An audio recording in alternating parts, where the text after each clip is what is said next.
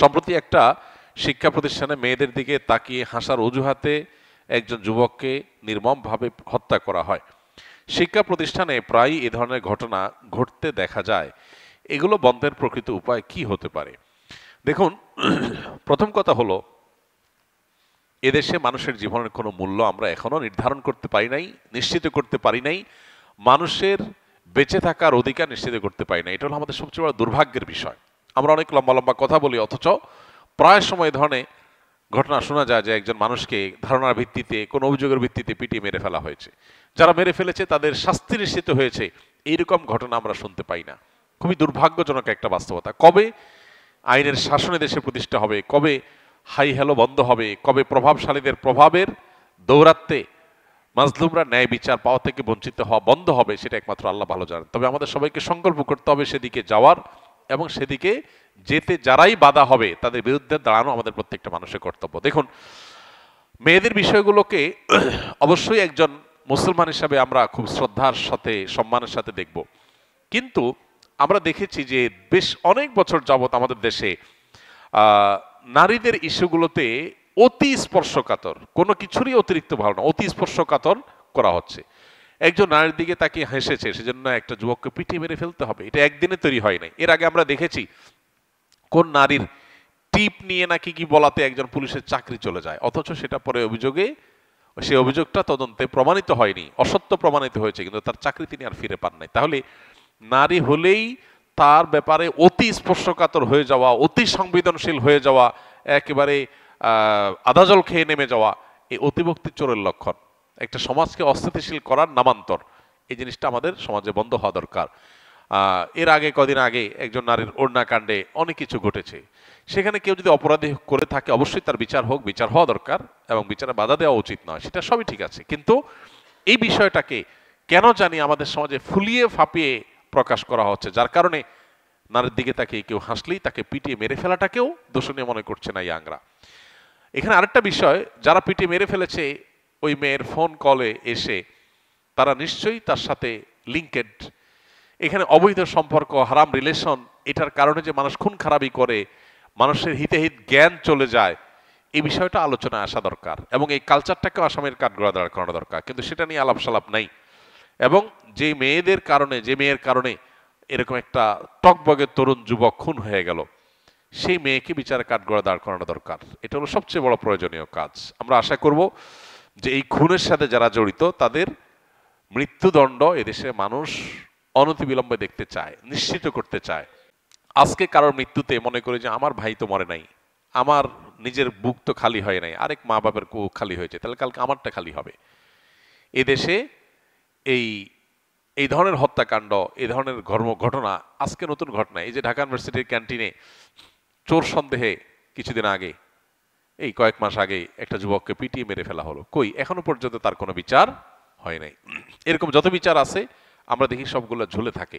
তো এই বিচার ব্যবস্থা, এটা যদি বিচার নিশ্চিত করতে না পারে, তাহলে সাধারণ মানুষের আস্থা জিরোতে চলে যাবে। ইতিমধ্যে মানুষের আস্থা নাই, সেটা আরো কমে যাবে। এই জন্য সংশ্লিষ্ট মহলকে মাজলুম মানুষদের বিচার প্রাপ্তিটা নিশ্চিত করা দরকার। আল্লাহ আমাদের দেশকে সেরকম একটা সুন্দর মানবিক দেশে পরিণত হওয়ার তৌফিক দান করুন।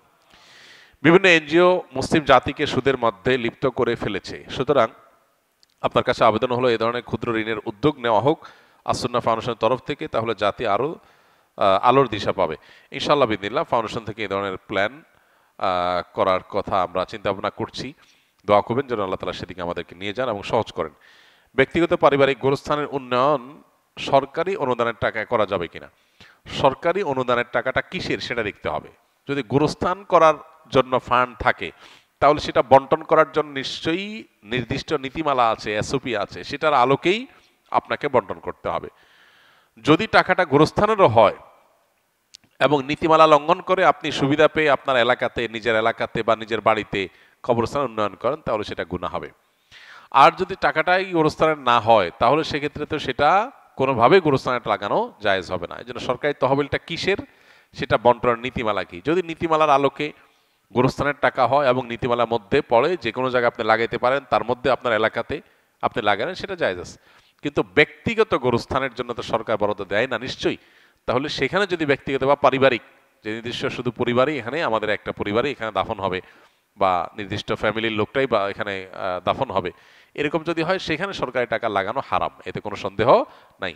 আজকাল আমাদের দেশে দুর্নীতি এর সংজ্ঞা চেঞ্জ হয়ে গেছে, অর্থাৎ দুর্নীতি এবং অনিয়ম হতে হতে হতে হতে এমন একটা পর্যায়ে আমরা চলে গেছি, কেউ যদি সরকারি চাকরি করে, এমপি মন্ত্রী হয় কোনোভাবে, এবং সরকারি বরাদ্দের টাকা এনে তার এলাকায় কাজ করে, তখন আমরা বলি লোকটা ভালো, সে এলাকায় কাজ করেছে। আসলে কি তাই? একজন মানুষ তিনি যদি কোনো নির্দিষ্ট এলাকার জন্য দায়িত্বশীল হন, তাকে সে এলাকার জন্য বরাদ্দ দেওয়া হয়েছে, তিনি সে এলাকায় সুষম বন্টন করেছেন, তিনি অবশ্যই ভালো মানুষ।